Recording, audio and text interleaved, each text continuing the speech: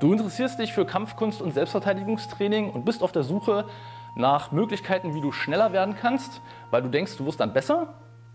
Im heutigen Video habe ich 3 Gründe für dich, warum du auch mal langsam trainieren solltest. Ich bin Robert von Blue Dragon, viel Spaß beim nachfolgenden Video.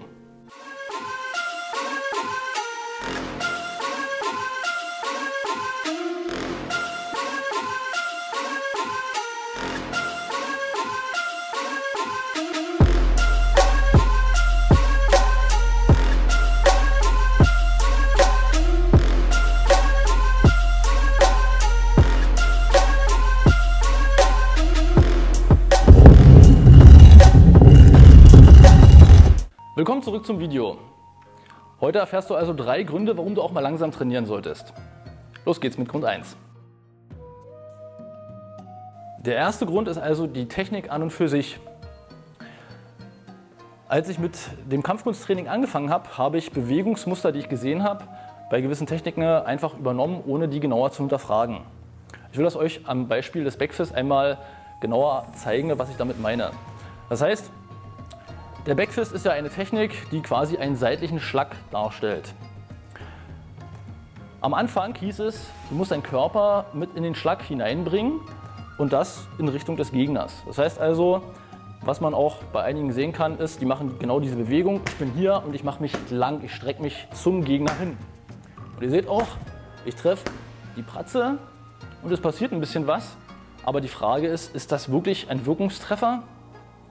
Was bringt es mir denn, wenn ich auf die Art meinen Angreifer treffen würde, beziehungsweise in dem Fall den Trainingspartner? Wenn ich mich jetzt hier hinstelle und genau dasselbe hier mache und ihn beispielsweise schon gar nicht berühre, einfach aus dem Grund, ich will ihn nicht verletzen, woher nehme ich dann die Gewissheit, dass die Technik wirklich ihre volle Wirkung zur Selbstverteidigung entfaltet? Der Grund ist also nochmal die Technik. Um die Technik also einmal zu kontrollieren, wie effektiv die ist, macht sie einmal langsam. Heißt wieder andersrum, wenn mich die schnelle Technik überhaupt nicht weiterbringt, wenn ich sie so ausführe, was würde denn dann bei der langsamen Technik passieren? Sieht dann etwa so aus. Und wenn der Markus sich mal strukturiert hinstellt, weil er zum Beispiel gerade in Rage ist und auf mich losgehen will und ich treffe jetzt jemanden, der so in Rage ist, mit der Geschichte und ihr seht, er drückt hier ein bisschen gegen, weil er vor will, da passiert gar nichts. Ja, jetzt hat er es langsam gemacht und so weiter, aber auch wenn es langsam ist, muss was passieren und das sieht so aus.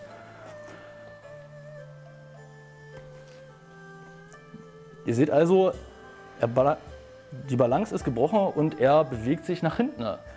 Wenn er jetzt also auf mich zukommt und ich mache diese Technik, dann sind 2 Kraftrichtungen gegeneinander gerichtet. Und genau das ist auch bei der Technik von mir wichtig. Das heißt, nochmal andersherum, am Anfang kann ich so kontrollieren, welche Kraftrichtungen vielleicht ungünstig in der Technik sind. Nochmal, die erste Geschichte war gewesen, ich habe das gemacht, langsam ausgeführt und es passiert nichts. Warum? Mein Körper, der geht gar nicht in den Schlag hinein. Er muss aber in den Schlag hinein, damit er eben mit seine Kraft überträgt. Heißt also konkret, da geht's rein. Und wieder, da kam eine Reaktion, obwohl Markus gefasst war auf das, was kommt. Und das bringt uns zum zweiten Grund. Der zweite Grund ist die Reaktion meines Trainingspartners bzw. des Gegners nachher. Wie schon gerade erwähnt, es ist wichtig, dass mein Trainingspartner Reaktion auch auf eine langsame Technik hin zeigt. Als Beispiel wieder, wenn ich den Backfist zum Beispiel gegen den Körper schlage, ich mache es langsam, die Technik ist nicht korrekt und es passiert gar nichts. Aber nehme ich die Attribute rein, die ich in der Technik haben will, als Beispiel aus dem Taekwondo wieder, ich will die Technik nicht anzeigen, der Körper muss voll dahinter sein und natürlich soll die Technik als solches dann noch in Summe korrekt ausgeführt sein, kann das Ergebnis dann wieder das sein, ich stehe hier und er bewegt sich wieder. Also hat die Technik als solches schon wieder einen ganz anderen Wert. Und das bringt uns noch zu Grund 3. Und der dritte Grund ist, wie schon mehrfach erwähnt, natürlich die Verletzungsgefahr. Das heißt also, egal ob du Hebeltechniken, Schlagtechniken oder Tritttechniken trainierst, natürlich haben wir immer den Respekt vor unserem Trainingspartner und wollen ihnen ja nichts tun.